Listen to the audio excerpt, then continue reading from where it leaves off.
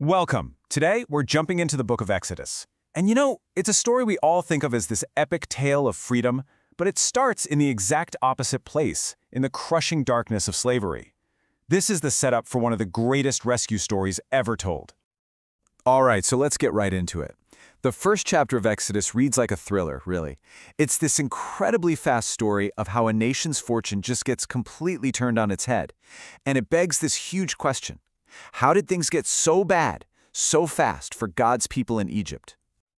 But before we get into the darkness, we have to start with the light, because this whole story really kicks off not with slavery, but with the amazing fulfillment of a promise God made hundreds of years earlier to Abraham. It all started with this number, 70. That's it. That was the size of Jacob's entire family when they traveled down to Egypt to survive a famine.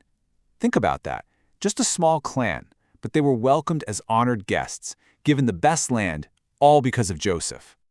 But, time passes. Generations come and go. And the heroes of the past, they get forgotten. Joseph, the very man who saved Egypt from starving, he died, and so did his brothers. And with them, the memory of why this family of foreigners was ever so important to Egypt began to fade away. So even with Joseph gone, something absolutely incredible was happening. Just listen to the words used here.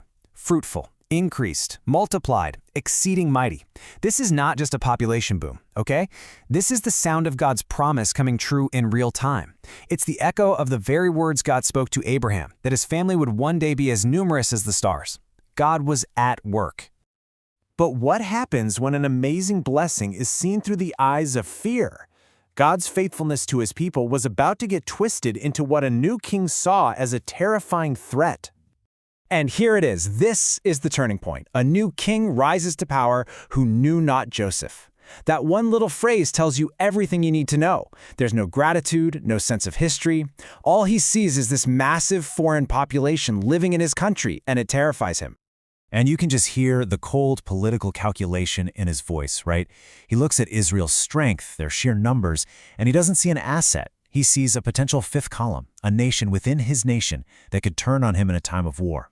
This isn't random panic. It's a calculated fear. So Pharaoh comes up with a plan, a cruel, vicious plan to stamp out the Israelites and stop their growth. But what he doesn't understand is that he isn't just picking a fight with a group of people. He's picking a fight with the promise of God himself. His strategy was just systematically brutal. And make no mistake, this was about way more than just building a couple of cities. The goal here was dehumanization.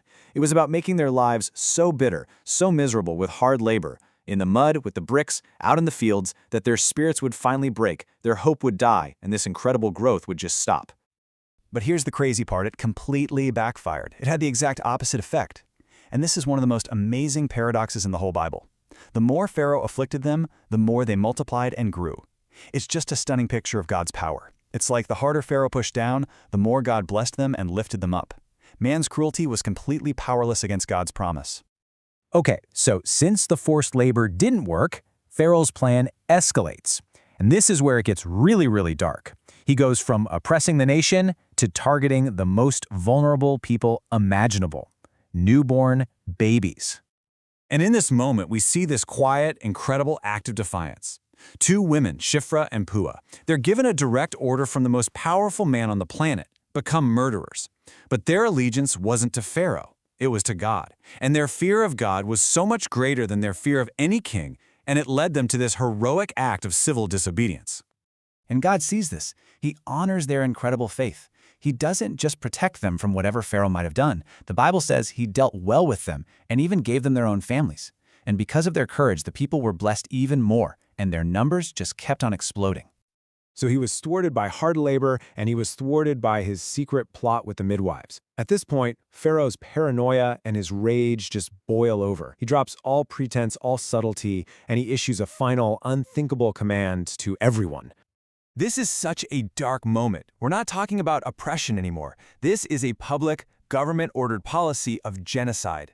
By targeting every single baby boy, Pharaoh is trying to literally cut off the future of Israel. He's launching an all-out war against the promise of God.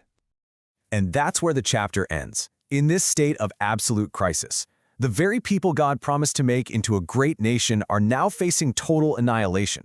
The situation looks completely hopeless. It is the darkest possible moment, which of course sets the stage perfectly for God to show up and show his power in the most unexpected way. And the answer to that question? Well, it begins in the very next chapter.